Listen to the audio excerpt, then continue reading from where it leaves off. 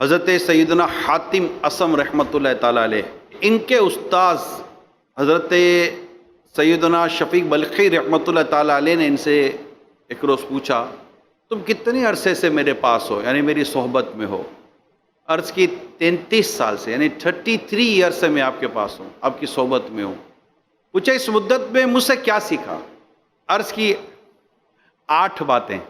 حضرت سیدنا شفیق بلخی رحمۃ اللہ تعالیٰ علیہ نے افسوس کرتے ہوئے کچھ یوں کہا، انا للہ و انا الیہ راجعون۔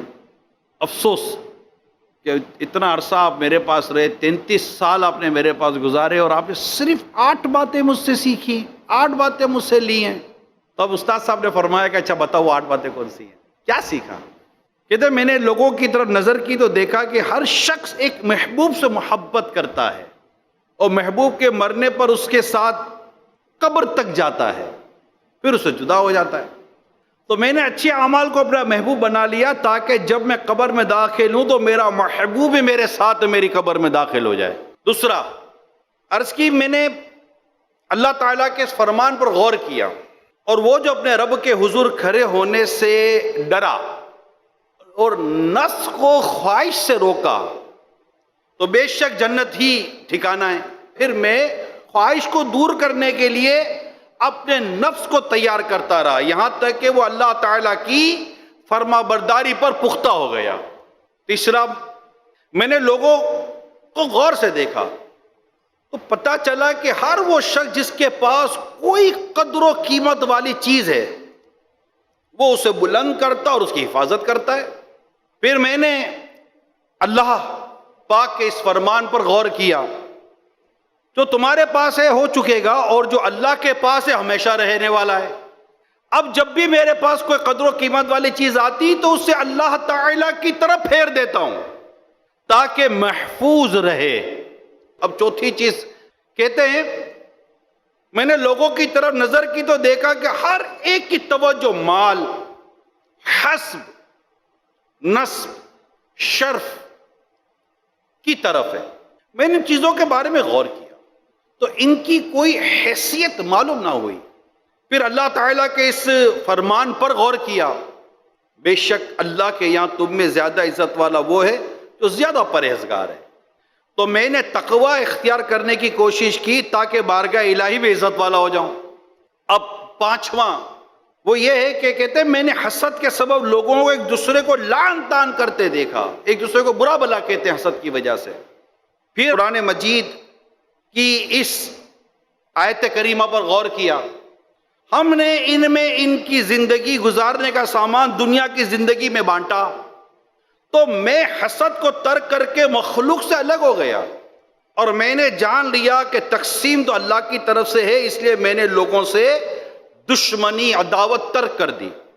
اب 6ٹھی بات سامنے آتی ہے، کہتے ہیں میں نے لوگوں کو ایک دوسرے پر زیادتی کرتے اور آپس میں لڑتے جھگڑتے دیکھا۔ پھر اللہ تعالیٰ کے اس فرمان پر میں نے غور کیا، بے شک شیطان تمہارا دشمن ہے تو تم بھی اسے دشمن سمجھو۔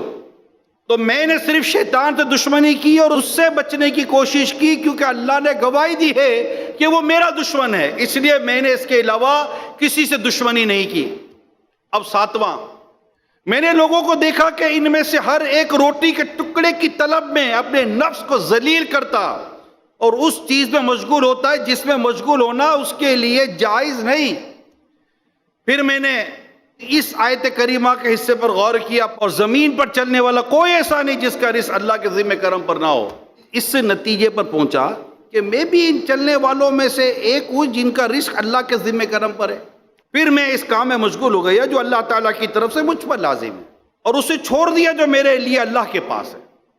8واں کہتے ہیں میں نے لوگوں کو دیکھا سب مخلوق پر بھروسہ کیے ہوئے ہیں، کوئی اپنی زمین پر، کوئی اپنے کاروبار پر، کوئی اپنے فن پر، کوئی اپنی صحت پر، الغرض ہر مخلوق اپنی مثل مخلوق پر توکل کیے ہوئے۔ میں نے اللہ تعالیٰ کے اس فرمان کی طرف توجہ کی اور جو اللہ پر بھروسہ کرے تو وہ اسے کافی ہے، لہذا میں نے اللہ تعالیٰ پر توکل کر لیا اور وہی مجھے کافی ہے۔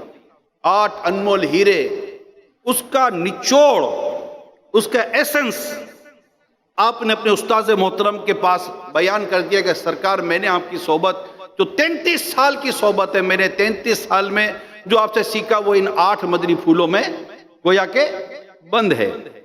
استاذ محترم سیدنا شفیق بلخی رحمت اللہ تعالیٰ علیہ نے اپنے شاگرد سے جب یہ 8 باتیں سنی تو آپ نے کچھ یوں ارشاد فرمایا، اے حاتم، اللہ تعالیٰ تمہیں توفیق دے، بے شک میں نے توریت، انجیل، زبور و قرآن حکیم میں غور و فکر کیا تو بھلائی اور دیانت کی تمام اقسام کو اس طرح پایا کہ وہ تمام انہی 8 باتوں کے گرد گھومتی ہیں۔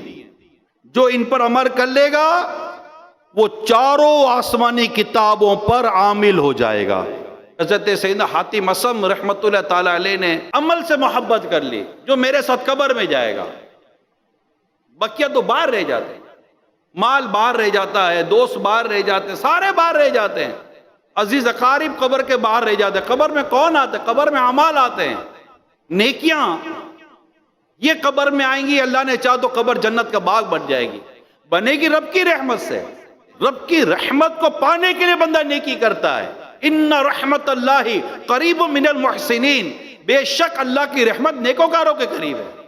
بندہ نیکی کرتا ہے رب کو راضی کرنے کے لیے، اور نیکی کرنے کے بعد بھی، پرہیزگاری اختیار کرنے کے بعد بھی، تقوی اختیار کرنے کے بعد بھی، تہجد گزاری کے بعد بھی، قائم اللیل اور صائم الدہر ہونے کے بعد بھی، کہ راتوں کو نماز پڑھتے ہیں، دین کو روزے رکھتے ہیں، تلاوت کرتے ہیں، عبادت کرتے ہیں، تقوی اختیار کرتے ہیں، اس کے باوجود بھی یہ وہ اللہ کے نیک بندے ہوتے ہیں کہ پھر بھی اپنے رب سے ڈرتے ہیں کہ کہیں ایسا نہ ہو کہ ہماری عبادتیں، ہماری ریاضتیں قبول نہ ہوئی تو ہمارا کیا بنے گا۔ اللہ کا ڈر، اللہ کا خوف ہوتا ہے۔ تو اللہ کریم ہمیں حضرت سیدنا حاتم اصم رحمت اللہ تعالی علیہ کے ان 8 انمول ہیروں اور ان 8 مدنی پھولوں کو اپنے دل کے بندی گلدستے میں سجانے کی توفیق عطا فرمائے۔